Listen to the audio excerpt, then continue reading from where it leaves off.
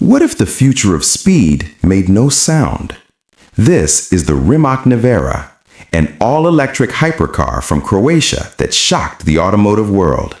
No V8, no V12, just pure electric power. 4 electric motors, 1 at each wheel. Combined output? 1,914 horsepower. That's nearly 2,000 horsepower instantly available.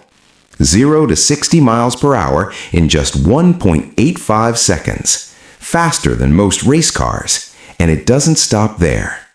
Advanced torque vectoring controls each wheel independently, meaning insane grip and surgical precision through corners. Top speed? Over 250 miles per hour. But the real revolution isn't just speed, it's technology. Carbon fiber monocoque chassis, advanced battery cooling systems, and cutting-edge AI driving systems.